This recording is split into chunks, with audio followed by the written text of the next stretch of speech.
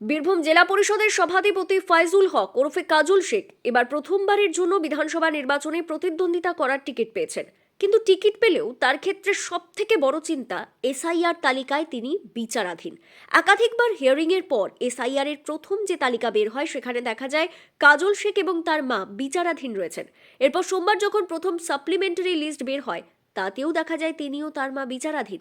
এমন পরিস্থিতিতে প্রশ্ন উঠছে, তাহলে শেষমেশ কি হবে?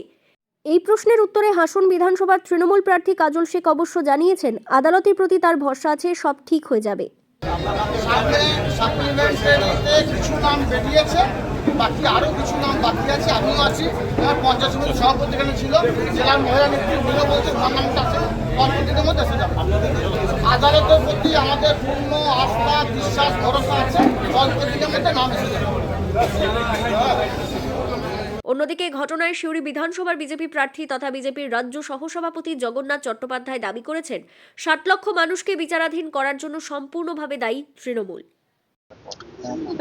পশ্চিমবঙ্গের 60 লক্ষ ভোটারকে বিচারাধীন ভোটার বানানোর দায় তৃণমূল কংগ্রেসের। তৃণমূল কংগ্রেস সুপ্রিম কোর্টে গিয়ে খোঁচাখুচি না করলে আজকে পশ্চিমবঙ্গের ভোটারদের উপর এই টেনশনটাই হতো না।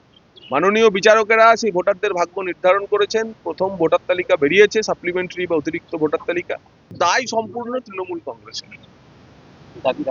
না, দাবি কিছু নাই। স্বচ্ছ, যেহেতু নির্বাচন কমিশনের কাঠগড়ায় সুপ্রিম কোর্ট এই কাজ করছে, এখন সুপ্রিম কোর্টের দায়িত্ব পশ্চিমবঙ্গের ভোটার তালিকাটাকে পরিশুদ্ধ করা, এবং বিচারকরা কাজ করছেন। ভিন রাজ্যের বিচারক, ঝাড়খণ্ড, উড়িষ্যা থেকেও বিচারকরা এসে কাজ করছেন। আমাদের একটাই দাবি, একজনও বৈধ ভোটার যেন বাদ না যায়, আর একজনও অবৈধ ভোটার, রোহিঙ্গা, বাংলাদেশি এবং ডকুমেন্ট না থাকা ভোটারের নাম যেন না থাকে। এটাই আমাদের একমাত্র দাবি।